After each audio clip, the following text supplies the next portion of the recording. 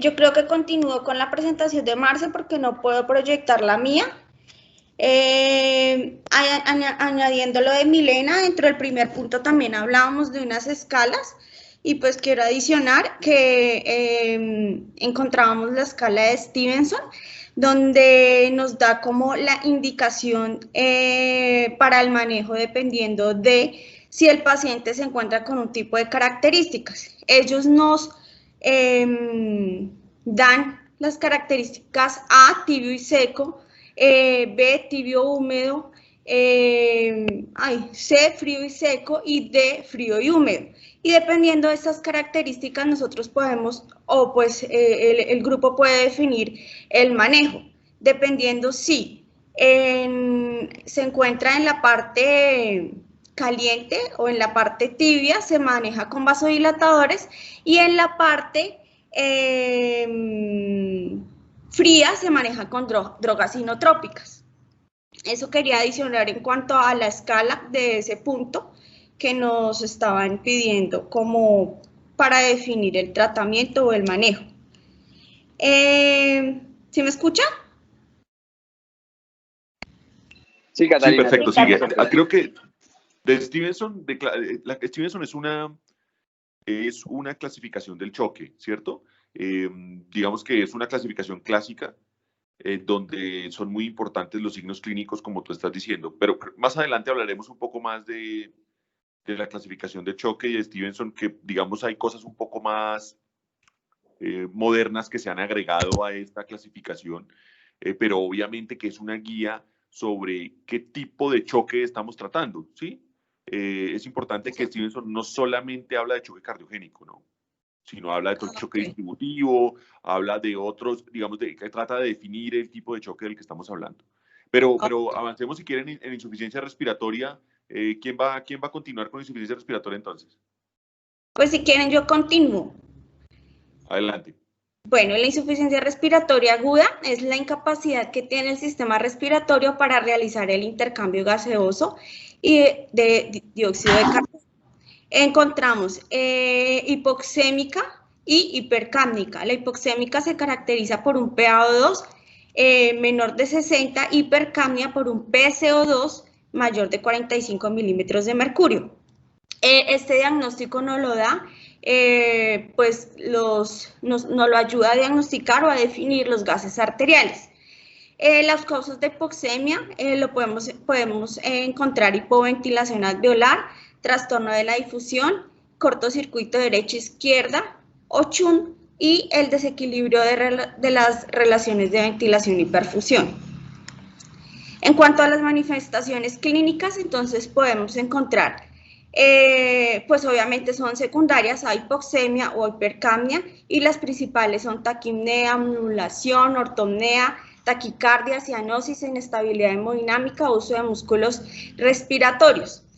Las que se caracterizan dependientes de hipoxemia, entonces encontramos signos que se relacionan específicamente con la presencia de trastornos del sistema nervioso central y cardiovascular. De entre ellos, pues ya lo mencioné, la somnolencia. Las manifestaciones cardiovasculares se caracterizan en la fase inicial y son la taquicardia y la hipertensión arterial. Y en las manifestaciones dependientes de hipercapnia, entonces predominan los trastornos del sistema nervioso central, como son la desorientación temporoespacial y somnolencia, y pues puede llegar hasta el coma. ¿Quién quiere adicionar algo más? Lo dice así muy resumido. Está perfecto, sigue tranquila. Bueno, aquí ya es el sexto punto donde dice que definamos insuficiencia respiratoria y los síntomas asociados. Entonces la insuficiencia respiratoria aguda, mentiras, perdón. El séptimo punto, mentiras, dice, mencione cuál es la clasificación de la falla respiratoria y en qué casos está indicado. Entonces, como ya lo mencioné, yo pues en la investigación que hice, pues encontré hipoxemia, hipercapnia. pues no me quedo ahí tanto. Ya sabemos que en la hipoxemia se ven caracterizados pacientes con neumonías, con atelectasias, con edema pulmonar, que el edema pulmonar puede ser cardiogénico y edema no cardiogénico. Y la otra clase que sería la hipercapnia, que son pacientes que se caracterizan por la hipoventilación alveolar y acidosis respiratoria, y aquí podemos ver los pacientes con asma, los pacientes con problemas neurológicos, los pacientes con EPOC. Y también la insuficiencia respiratoria posoperatoria, que pues es el deterioro que el paciente pues no se deja destetar de un ventilador.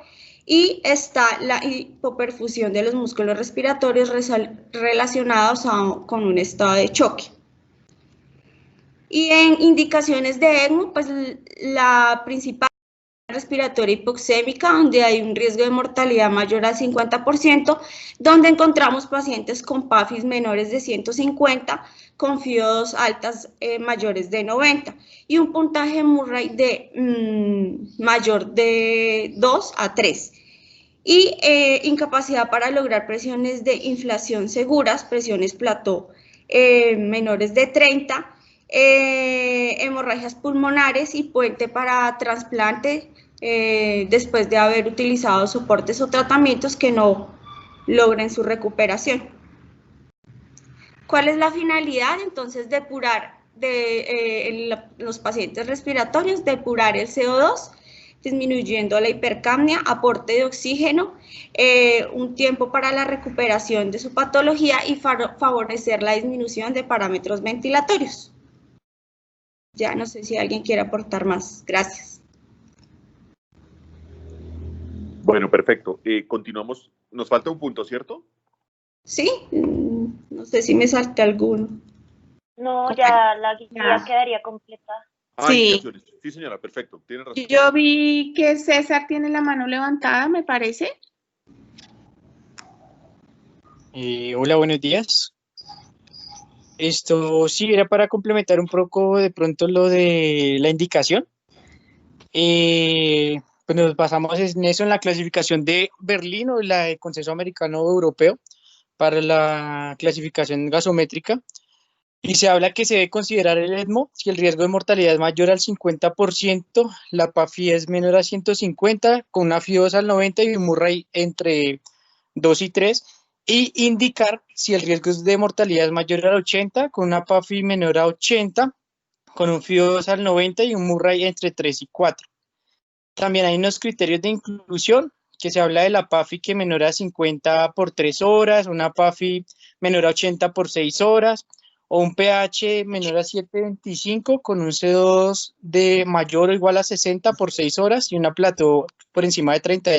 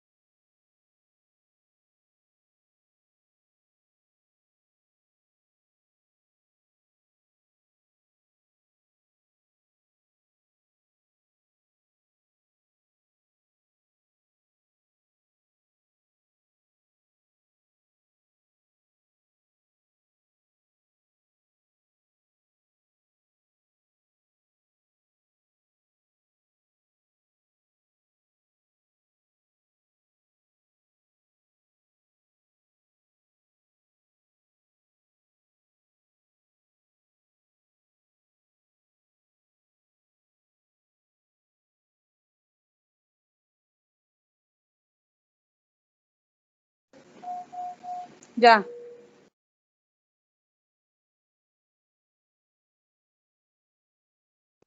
Hola, perdón, ¿es que se cayó la reunión o fue mi impresión? Hola. Sí, señor, se cayó la reunión. Sí, Santa, se quedó por unos minutos. Ok, perfecto. ¿Aló? ¿Ya? Se cayó la llamada. César nos estaba hablando de las indicaciones, ¿no? Es importante, César, sobre lo que estaba diciendo, de que, bueno, vamos a tener un montón de charlas sobre indicaciones y lo que usted está diciendo es, en realidad, la información que hay que tener. Se nos adelantó un poco porque lo que usted está diciendo es exactamente la lista de chequeo que hacemos cada vez que vamos a indicar un paciente en ECMO. Son muy claras, como usted las dijo, son absolutamente concisas y concretas. Obviamente hay que tener otras cosas en la cabeza cuando uno valora a un paciente, pero pues las indicaciones gasimétricas más la escala de Murray es lo que hace indicar o no un paciente para terapia. Adelantémonos también, ya que usted comenzó con una cosa, y es que el ECMO solamente es útil, por lo menos en SDRA, y así lo ha demostrado los estudios como el EOLIA, por ejemplo, que es un estudio que vale la pena que vayan echándole un ojo al estudio EOLIA, que es un estudio reciente y que nos abre un montón de camino y de cosas interesantes en ECMO para SDRA, es que estas indicaciones solamente son útiles cuando la mortalidad de los pacientes puede llegar al 80%. Es decir, yo tengo un paciente con una SDRA que tiene una serie de características que lo hacen morirse en un 80% de las veces. Ahí está indicado, ¿sí? Solamente ahí es útil. Entonces, pero llegar a ese número pues no es fácil, ¿no? Definir quién se va a morir o quién no, pues es dificilísimo. Y esa es la intención de estas escalas y de estas indicaciones tan concisas y tan claras que da la ELSO y que están reflejadas en el documento de Berlín como usted lo definió. Entonces, si quieren, pasemos a la parte de preguntas, que ya vamos bastante retrasados. Por ser la primera reunión, me parece pues, que vamos muy bien. Para las otras, les encargaría que las exposiciones digamos, la primera parte, que es la exposición, fuera un poco más concreta, simplemente por el tiempo, para que todos alcancemos a resolver dudas, que como les digo, creo que es la parte más importante de estas reuniones. Entonces, es ir muy concisos, ¿no? Muy a lo que es, muy a la definición, muy a las listas de chequeo, etcétera, que son, digamos, las cosas que tenemos que tener todos en la cabeza.